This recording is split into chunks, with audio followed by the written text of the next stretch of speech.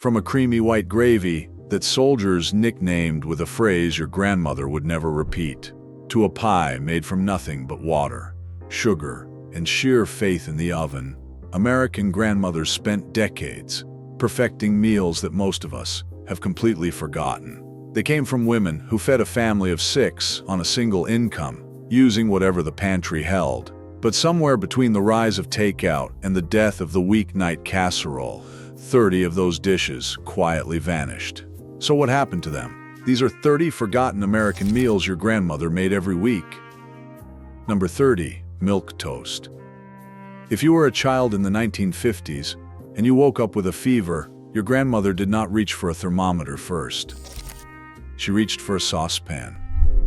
Warm milk, heated slowly on the stove, poured over slices of buttered white toast. Sometimes she added a pinch of sugar or a dusting of cinnamon. The dish appeared in Fanny Farmer's cookbook as far back as 1896, and for generations, it served as America's default remedy for upset stomachs, sore throats, and bad days in general. Milk toast required barely any effort, next to no money, and somehow tasted like someone cared about you. It disappeared because modern parents reach for Gatorade and canned chicken noodle soup. But for decades, a warm bowl of milk toast was the closest thing American kitchens had to medicine. Number 29. Creamed peas on toast. Tuesday night in most households. Frozen peas were simmered in a simple white sauce made from butter, flour, and milk, then ladled over toasted bread. That was the entire recipe. No protein unless you counted the milk. No garnish unless you counted black pepper. Grandmothers served it because the ingredients cost pennies. It took less than 15 minutes, and children would actually eat it without a fight. The dish was a cousin of creamed chipped beef, minus the beef and the military backstory. It vanished once Americans stopped treating toast as a dinner plate. But for a solid 30 years, creamed peas on toast was a perfectly normal Wednesday supper, and no one thought twice about it. However, if creamed peas sounded plain, this next entry made simplicity into an art form. Number 28. Deviled ham sandwiches. If your grandmother had a can of Underwood deviled ham in her pantry, and she almost certainly did, then you have probably eaten this at some point. The little red can with the devil on the label has been around since 1868, making it one of the oldest trademarked food products in the United States. Grandmothers spread it on white bread with a little mayonnaise, maybe some sweet pickle relish, and called it lunch. Children ate it at picnics, on road trips, and during summer afternoons when nobody felt like cooking. Deviled ham sandwiches were not exciting. They were reliable. The cans still exist on grocery store shelves today, but hardly anyone under 40 reaches for one. But this next dish took humble ingredients and gave them a name that sounded like it belonged on a restaurant menu. Number 27. Welsh rarebit. This one sounds fancier than it actually was. Welsh rarebit is melted cheese sauce poured over toast. That's it. Grandmothers made it by melting sharp cheddar with a splash of beer or milk, a dash of Worcestershire sauce, and a pinch of dry mustard, then spooning the thick golden sauce over toasted bread. Some added a poached egg on top and called it a buck rarebit. The dish goes back centuries in British cooking, but American grandmothers adopted it as a quick weeknight supper, especially during Lent when Catholic families skipped meat on Fridays. Welsh rarebit faded once Americans decided cheese on toast should come from a toaster oven with a slice of Kraft single, not a saucepan with real cheddar. The demotion happened slowly. Not a single person protested. Number 26. Salmon patties. Every grandmother had a can of pink salmon in the cupboard, and she knew exactly what to do with it. Drain the can, mix the salmon with crushed saltine crackers, a beaten egg, and diced onion. Then form it into patties and fry them in a cast iron skillet until golden brown on both sides. Served with mashed potatoes and canned green beans, salmon patties were a Friday night staple in millions of homes. The canned salmon cost a fraction of fresh fish, and the crackers stretched one can into enough patties for an entire family. Grandmothers did not call this sustainable protein or pantry cooking. They called it dinner. But as fresh seafood became more accessible and frozen fish sticks took over the kids' menu, the humble salmon patty faded into memory. And yet, salmon patties were sophisticated compared to what some families called supper. Number 25. American chop suey. Depending on where your grandmother lived, she might have called this goulash, Johnny Marzetti, or simply hamburger macaroni. Ground beef browned with onions was mixed with elbow macaroni and a can of diced tomatoes, and served in a single big pot. The dish survived on pure economics. It fed 5 people for under $2, used 1 pot, and leftovers reheated beautifully the next day.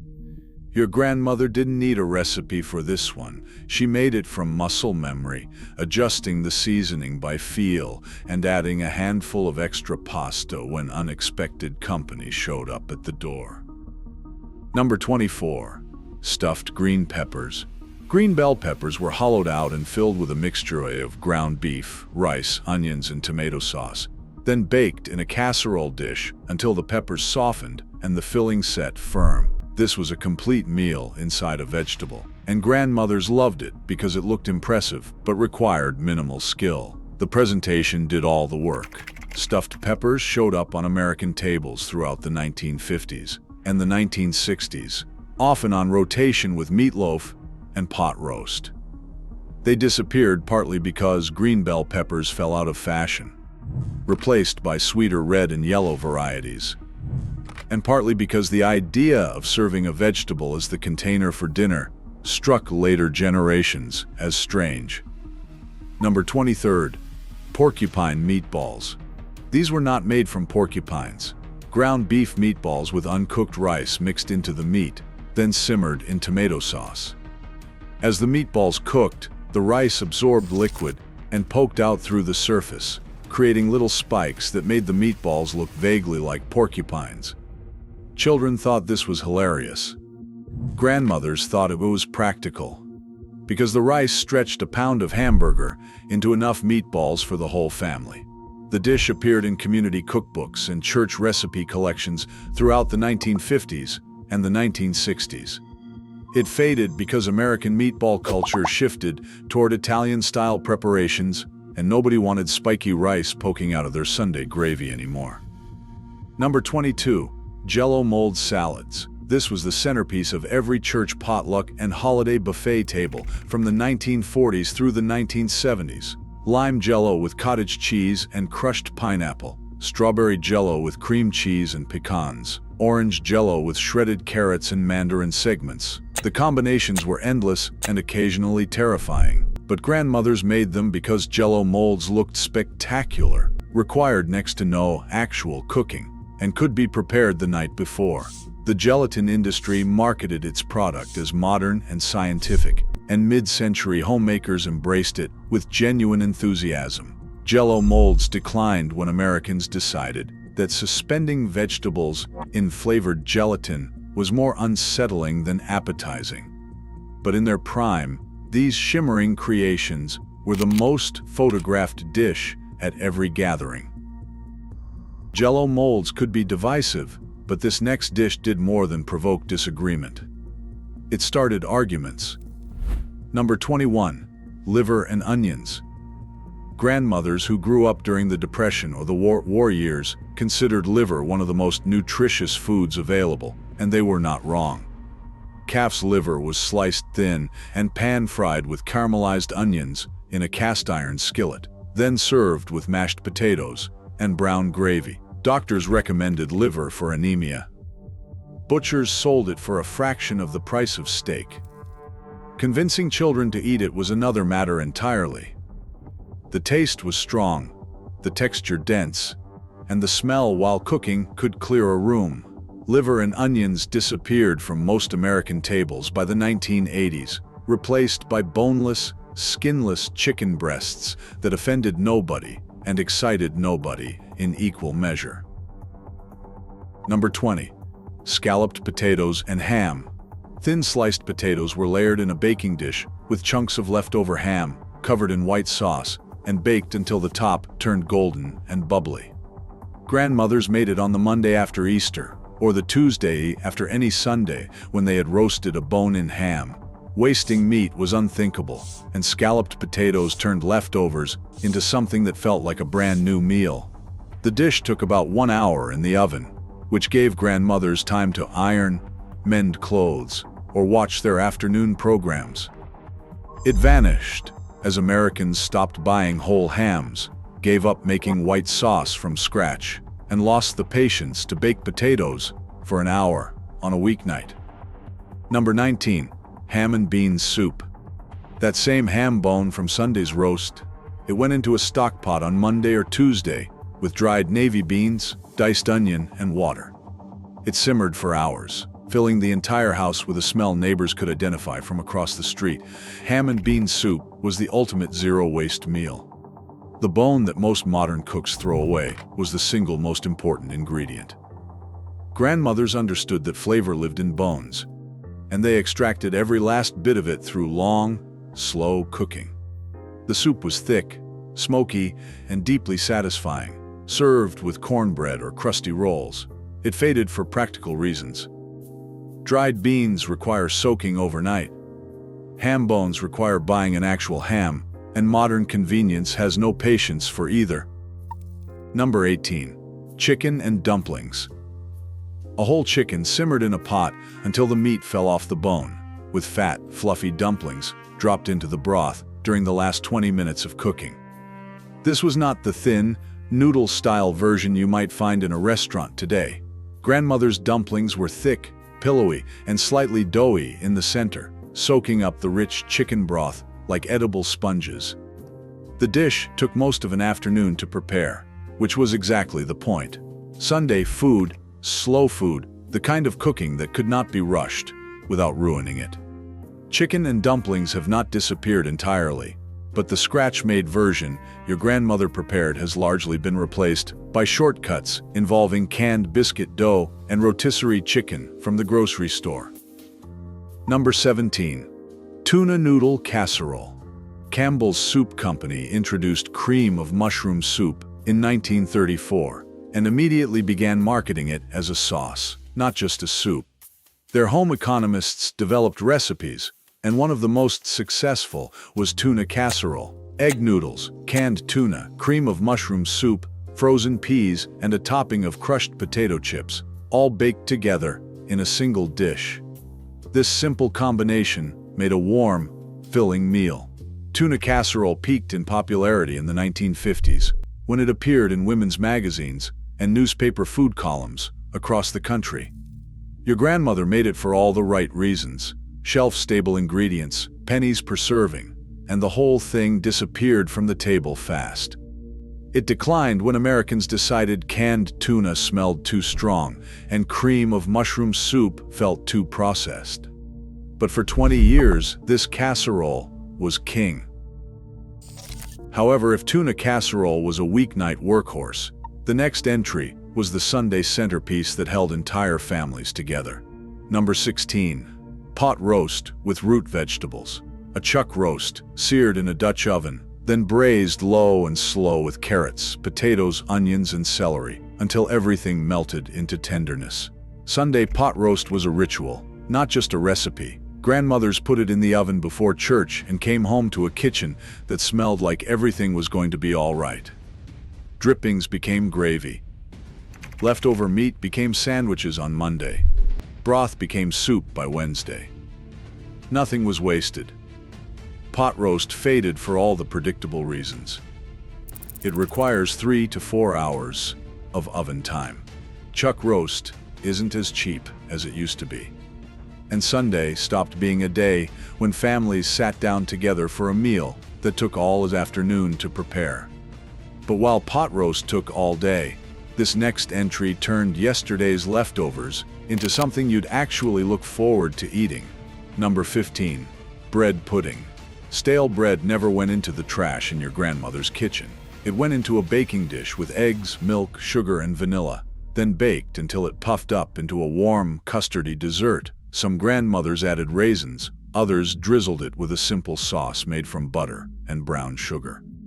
The dish traces its roots back to 11th century England, but American grandmothers claimed it as their own, turning leftover bread from sandwich loaves, dinner rolls, and even stale donuts into something worth looking forward to. Bread pudding survives today in upscale restaurants, where chefs charge $12 for what your grandmother made from scraps. The irony would not be lost on her. Number 14. Rice pudding, another dessert built from leftovers. Cooked rice that did not get eaten at dinner went into a saucepan the next day with milk, sugar, an egg, and a handful of raisins. Grandmothers stirred it slowly on the stovetop until it thickened into something creamy and warm, then dusted it with cinnamon and served it in small bowls. Rice pudding existed in nearly every culture, but American grandmothers made their own version without consulting any cookbook. They made it by feel, adjusting the sweetness and the thickness until it tasted right.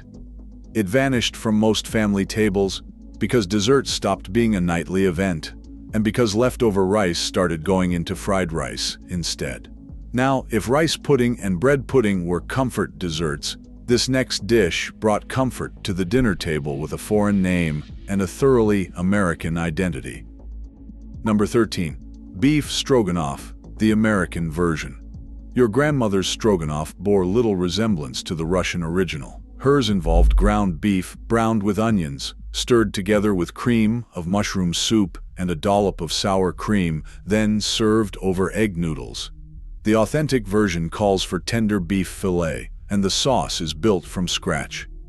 But the American adaptation was perfect for weeknight cooking, built on affordable ground beef and pantry staples.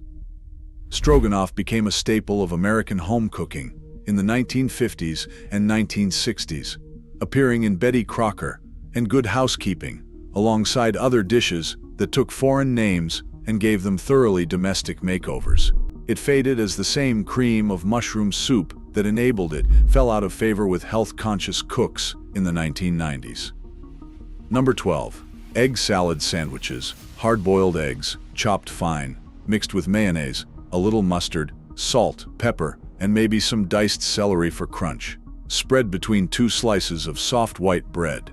That was lunch, and nobody complained about it. Grandmothers made egg salad because eggs were cheap and protein-rich and available year-round.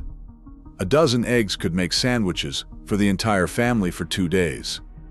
Egg salad appeared at bridge clubs, church luncheons, baby showers, and funeral receptions with equal frequency. It declined when mayonnaise became a dietary villain, food safety concerns about unrefrigerated egg salad spread, and Americans somewhere along the way decided they deserved more exciting lunches. Whether they actually got them is debatable. If you are enjoying this trip through your grandmother's kitchen, take a second and hit subscribe. We cover forgotten stories like this every week, and there is plenty more where these came from. Number 11. Creamed corn. Not the canned kind. Your grandmother's creamed corn started with fresh ears from a summer garden or a farm stand. The kernels sliced off the cob and then scraped again to extract the milky starch from the cob itself. That starch, combined with butter, a little cream, and salt, created a texture that no canned version has ever replicated. It was summer food, August food, the kind of dish that tasted like a season rather than a recipe. It disappeared from most tables when shucking and scraping a dozen ears of corn proved too messy and time-consuming for modern schedules, and canned creamed corn provided a passable imitation that required opening a can and nothing else. Number 10. Meatloaf with ketchup glaze. If there is one dish that defines mid-century American home cooking, it is meatloaf. Ground beef mixed with breadcrumbs, a beaten egg, diced onions, and Worcestershire sauce, shaped into a loaf pan and topped with a thick layer of ketchup that caramelized in the oven. Every grandmother had her own version. Some added green peppers, others mixed in oatmeal instead of breadcrumbs. A few rogue grandmothers wrapped the whole thing in bacon before baking it. Meatloaf was a fingerprint. No two recipes were exactly alike, and every family believed theirs was the best. Leftover meatloaf between two slices of white bread the next morning might have been the real masterpiece. Meatloaf hasn't vanished entirely, but the weekly ritual of making it from scratch has largely gone the way of cloth napkins and saying grace before meals. But while meatloaf was family food, this next dish was the one grandmothers pulled out when they wanted to impress. Number 9. Chicken a la king. Diced chicken in a creamy sauce with mushrooms and pimientos, served over toast or inside a puff pastry shell. This dish appeared on over 300 menus from the 1910s through the 1960s, according to the archives of the New York Public Library. Despite its French-sounding name, chicken a la king is an entirely American invention. Grandmothers loved it for the combination of sounding sophisticated, looking impressive, and requiring barely any special skill. It was the go-to dish for ladies' luncheons, bridge club meetings, and any occasion when you wanted guests to think you had spent more time in the kitchen than you actually had. A splash of sherry in the sauce elevated it further. Chicken a la king vanished because the era of the ladies' luncheon vanished with it, and because creamy sauces over toast stopped fitting the way Americans wanted to eat. Number 8. Ambrosia salad. Cool Whip or homemade whipped cream, mixed with canned mandarin oranges, pineapple chunks, shredded coconut, miniature marshmallows, and sometimes maraschino cherries. Grandmothers served this in a cut glass bowl at Thanksgiving, Christmas, Easter, and every potluck in between. Calling it a salad was generous. Calling it a dessert was more accurate. But it occupied that strange middle ground on the buffet table between the green bean casserole and the pumpkin pie, and nobody questioned its placement. Ambrosia was named after the food of the Greek gods, which was either wildly ambitious or deeply ironic, depending on your feelings about marshmallows suspended in whipped cream. It faded when Americans decided that fruit cocktail in whipped topping did not qualify as a side dish anymore. But if ambrosia was a holiday staple, this next entry was the backbone of weeknight cooking across an entire region of the country. Number 7. Hot dish. If your grandmother lived anywhere in Minnesota, Wisconsin, or the Dakotas, she called casseroles hot dishes, and she made one nearly every week. The classic version combined ground beef, cream of mushroom soup, canned vegetables, and tater tots in a single baking dish. But hot dish was really a philosophy more than a recipe. It meant combining whatever protein, starch, and vegetable you had on hand into one vessel and baking it until everything merged into a single, comforting mass. Lutheran church basements across the upper Midwest ran on hot dish for decades. The concept has not completely disappeared, but the culture around it, where every woman in town had her signature version and recipe cards circulated like currency, is mostly gone. Number 6. Pineapple upside-down cake. Melted butter and brown sugar in the bottom of a cast-iron skillet. Canned pineapple rings arranged in a circle. A maraschino cherry pressed into the center of each ring. Then cake batter poured over the whole arrangement and baked until golden. When the cake came out of the oven, you flipped it over, and there was your presentation, glistening caramelized pineapple crowning a buttery yellow cake. This dessert was enormously popular in the 1950s and the 1960s, and the appeal was obvious. It looked spectacular with minimal effort. The pineapple rings did the decorating. Your grandmother just had to flip the skillet and trust gravity. Pineapple upside-down cake is making a quiet comeback these days, which is proof that some flavors outlast the decades that made them famous. Number 5. Vinegar pie. When the pantry was truly bare, when there was no fruit, no chocolate, and no money to buy either, grandmothers still made dessert.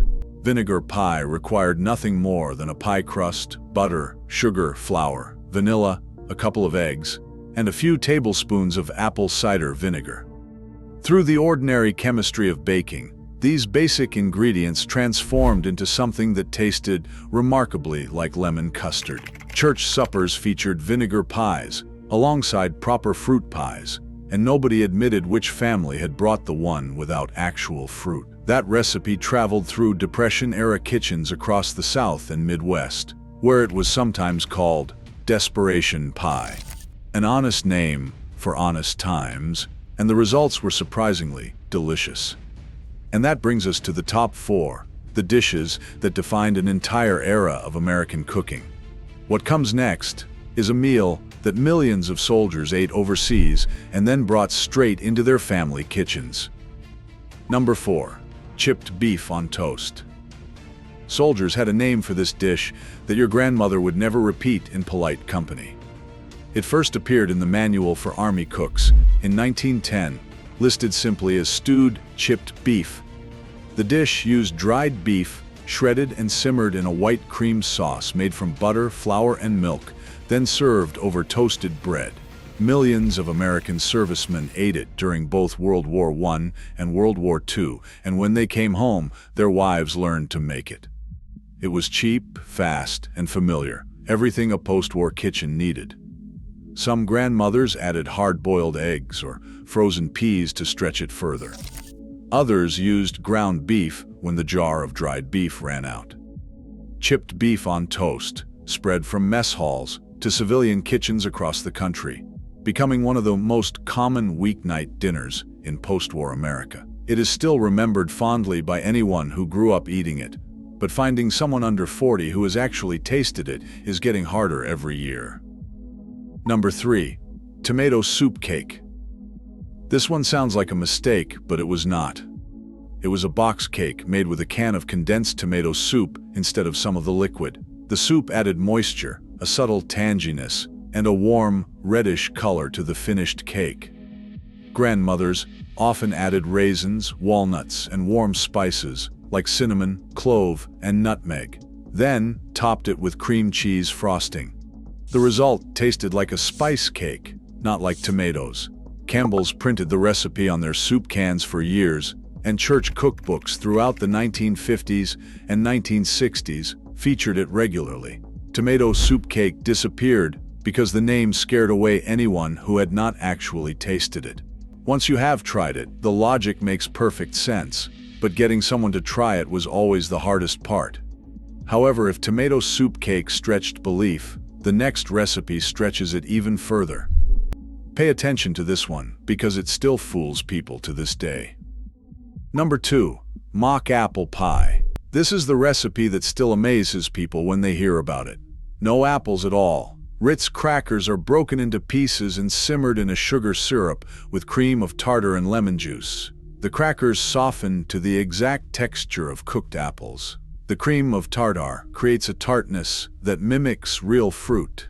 Baked inside a double-crust pie with butter and cinnamon, the filling is almost indistinguishable from genuine apple pie. Nabisco printed this recipe on the Ritz cracker box for decades. The origins trace back even further, to pioneer families heading west through regions where apple trees did not grow. They carried the recipe as a way to serve familiar comfort when the real ingredients were not available. Mock apple pie is one of the most ingenious recipes in American cooking history, and hardly anyone makes it anymore. Number 1. Chocolate mayonnaise cake. This is the dish that makes everyone pause. Mayonnaise in a cake. But grandmothers understood something that took the rest of us decades to figure out. Mayonnaise is eggs and oil, which are already standard cake ingredients. Swapping mayo for butter and eggs made the cake incredibly moist, gave it a rich crumb, and stretched the recipe when butter and eggs were expensive or rationed. Hellmann's mayonnaise helped popularize the recipe in the early 1950s, printing it on their labels and promoting it in magazine advertisements. The cake tasted like deep, dark chocolate. It did not taste like mayonnaise at all. Some grandmothers added dates, raisins, or walnuts to the batter. Others kept it simple and let the chocolate do the talking. Chocolate mayonnaise cake sits at the top of this list because it represents everything your grandmother's cooking stood for. Practicality disguised as indulgence. resourcefulness that tasted like love, and the quiet confidence to put something on the table that sounded impossible, but worked every single time. These 30 dishes weren't just recipes. They were weekly rituals, built around what was affordable, what was available, and what a family would actually eat without complaining too much. Your grandmother did not have a food blog, or a stand mixer, or a pantry stocked with high-end ingredients. She had a cast-iron skillet, a bag of flour, and the determination to put something warm on the table every single night. The meals she made are worth remembering, not because they were fancy, but because they fed the people she loved. And in any kitchen, in any decade, that has always been enough. If you've got a grandmother's recipe that deserves to be remembered, we'd love to hear about it. We covered some of these dishes in more detail in another video, and you can find that one right here.